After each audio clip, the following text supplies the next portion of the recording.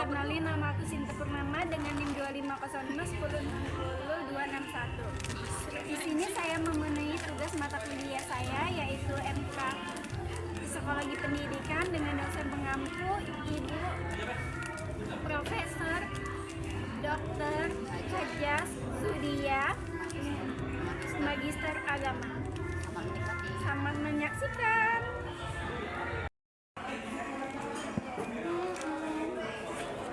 Guys, kalian pulang jam berapa? Aku jam 5.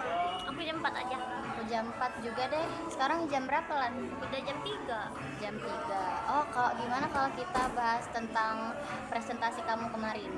Oh iya, bagus juga.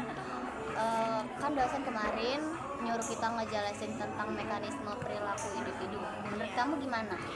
Mekanisme perilaku individu, menurut aku, mekanisme perilaku individu itu adalah proses bagaimana perilaku seseorang terbentuk. Perilaku itu tidak muncul secara tiba-tiba loh, tetapi diawali oleh stimulus, lalu diproses dalam diri individu melalui pikiran, perasaan, hingga akhirnya muncul respon berupa tindakan loh. Berarti setiap perilaku pasti ada penyebabnya. Betul, penyebabnya itu bisa berasal dari lingkungan maupun dari dalam diri individu. Proses ini dijelaskan dalam beberapa teori psikologi loh. Teori apa yang paling mendasar ada di mekanisme perilaku? Yang paling dasar itu adalah teori behavioristik. Menurut B.F. Skinner, perilaku terbentuk melalui hubungan antara stimulus dan respon. Maksudnya stimulus dan respon itu gimana? Stimulus itu adalah rasakan, sedangkan respon adalah reaksi individu. Jika respon terus diberi penguatan dan reinforcement, maka perilaku itu akan cenderung terulang. Kalau contohnya dalam kehidupan kita yang kayak mahasiswa itu gimana? Misalnya mahasiswa rajin belajar karena sering mendapatkan nilai bagus atau pujian dari dosen. Nilai bagus itu menjadi penguatan positif. Tapi teori behavioristik itu kayaknya cuma ngelihat perilaku dari luar ya. Iya, itu betul. Kelemahannya itu teori ini karena memperhatikan proses mental seperti berpikir atau perasaan. Oh, begitu ya. Iya. Nah, kalau misalnya proses berpikir dijelaskan dalam teori apa itu? Itu dijelaskan dalam teori kognitif. Teori ini menekankan bahwa sebelum berperilaku, individu akan memproses informasi secara mental. Siapa tokoh utama teori kognitif? Salah satunya adalah Jean Piaget, kalau nggak salah ya. Ia menyatakan bahwa individu aktif mengelola informasi dari lingkungan sebelum mengambil keputusan. Berarti kalau misalnya tugas yang sama, reaksi mahasiswanya berbeda-beda ya?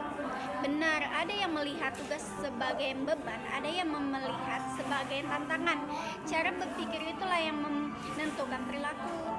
Oh, begitu. Selain berpikir, faktor motivasi juga berpengaruh kan?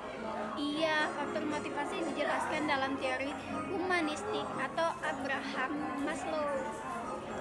Oh, Abraham Maslow itu menjelaskan teori hierarki kebutuhan itu bukan? Betul, Maslow menyatakan bahwa perilaku individu didorong oleh penentuan kebutuhan mulai dari kebutuhan dasar hingga aktualisasi diri. Kalau mahasiswa belajar karena ingin mengembangkan diri itu termasuk yang mana? Itu termasuk aktualisasi diri. Perilaku muncul bukan karena paksaan, tetapi karena kesadaran dan keinginan pribadi. Kalau pengaruh teman dan lingkungan itu tuh termasuk teori apa? Itu dijelaskan dalam teori belajar sosial oleh Albert Bandura. Oh, apa sih inti teori belajar sosial?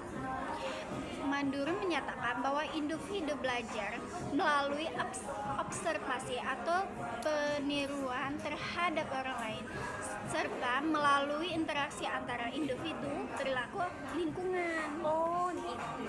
Berarti mahasiswa bisa berubah pikirannya ya, semisalnya perilaku karena meniru teman yang rajin. Iya, lingkungan sosial sangat mempengaruhi perilaku individu, baik secara positif maupun negatif loh. Oh, seperti kita ya. Kalau kita simpulkan bagaimana alur mekanisme perilaku individu itu? Alurnya ini dimulai dari stimulus, kemudian diproses melalui aspek kognitif, emosi, motivasi, dan kebutuhan, lalu menghasilkan respon berupa perilaku. Oh, dan respon tiap orang itu beda-beda meskipun stimulusnya sama. Tepat sekali, karena setiap individu memiliki pengalaman atau cara berpikir yang berbeda. Berarti memahami mekanisme perilaku individu itu penting ya? Sangat penting, terutama bagi mahasiswa, supaya kita itu bisa mengontrol perilaku belajar dan mengarahkan hal yang positif. Oh, Sinta, penjelasan kamu tuh mudah banget dipahami. Makasih ya. Iya, cocok banget buat dipresentasiin ya. Iya, makasih ya. Nanti kita belajar lagi ya, Sinta. Iya. Dah, udah mau jam berapa Ya, ya? kita pulang yuk ya. Kita pulang yuk. Udah jam 4 nih. Oke, bye.